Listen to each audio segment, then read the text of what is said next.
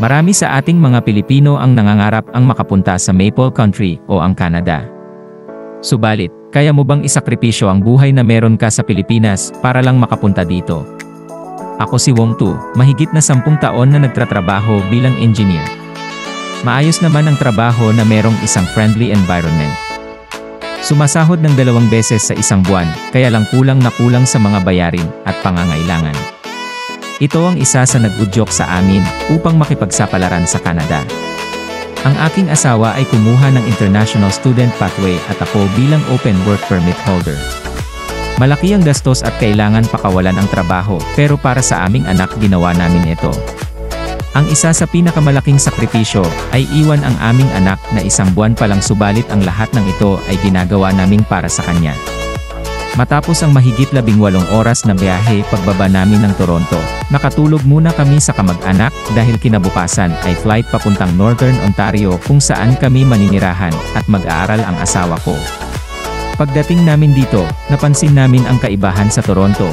Kaunti ang mga tao, kaunti ang mga buildings, mas malamig at di gaano kadami ang trabaho na pwede pasukan.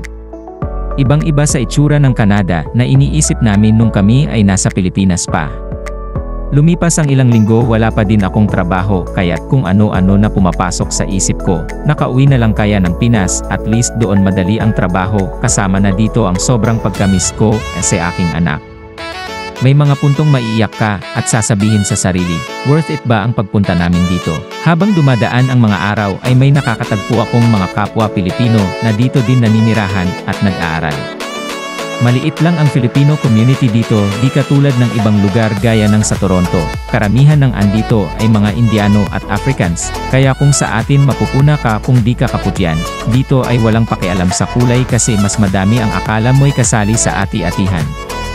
Sa pamamagitan ng mga kapwa Filipino, nababawasan ang pagkamis sa ating bansa. Medyo nagkakaroon ng kapanatagan, kasi may mga tumutulong sa'yo kahit sa maliit na bagay. May mga nakakapagbigay ng advice kung ano ang mga dapat gawin at mga lugar na dapat puntahan. Makalipas ang 2 buwan, sa wakas ay nagkatrabaho na ako. Panggabi lagi, pero okay lang, at least may trabaho na. Per hour pala sahod dito. Dito sa Ontario, ang average salary ay 17 CAD per hour. Sa loob ng 1 linggo, 40 oras ang maximum na pwede pasokan. Pero sa schedule ko, ay mahigit 20 oras lamang, kaya sumasahod man, ngunit sakto lang sa mga bayarin at padala sa Pinas. Ayos na, ang mahalaga ay may trabaho na, pasasaan, ba't makakakuha din ng maayos na trabaho. Kung sa Pilipinas ay meron lamang 2 panahon, ang tag-araw at tag-ulan, dito ay 4. Dumating kami dito, nag-uumpisa na ang fall season o taglagas, namumula ang mga dahon na kala mo bulaklak bago ito tuluyang malagas paghahanda sa taglamig.